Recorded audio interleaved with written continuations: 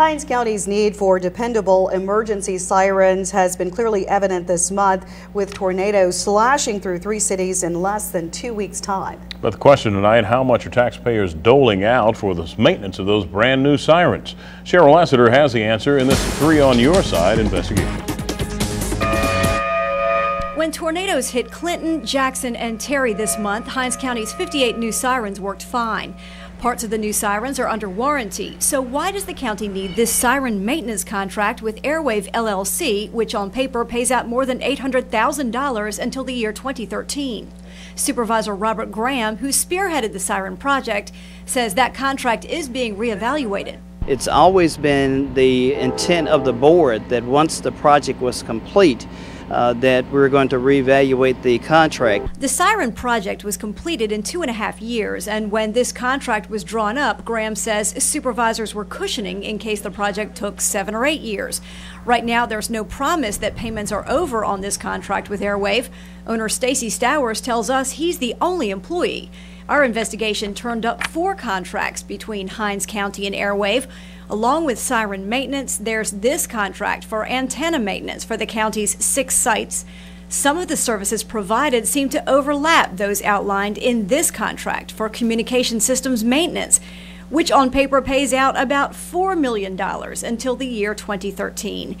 In the past 5 months, the one-employee company has gotten $393,610 from county taxpayers. That averages out to $942,000 a year.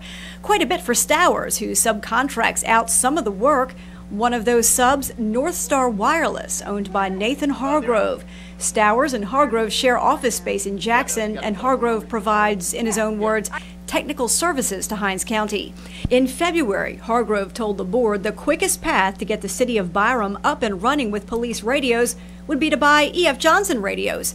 Free advice, and the board ended up buying E.F. Johnson's, the radios he sells.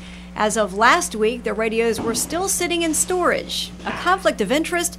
Graham wouldn't talk to us about the Byram radio purchase, saying he doesn't know enough about it. But board president George Smith defended Stowers and his subcontractor.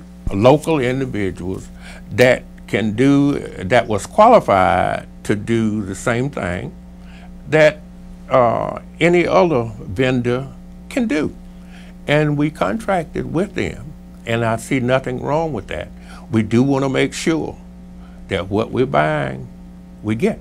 Stowers' performance has already been questioned. In March 2010, when the old sirens were still in use, Supervisor Phil Fisher made a motion to cancel the siren contract with Airwave because maintenance wasn't up to par. No one seconded the motion.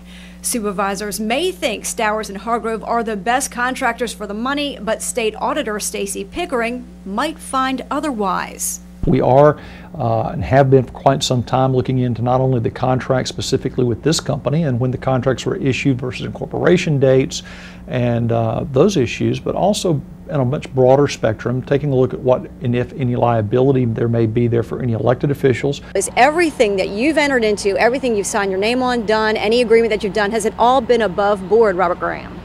I don't even think I have to answer that question for the simple reason is people know me, and we know what we've done, we know what the board's done. We've all entered into the same agreement.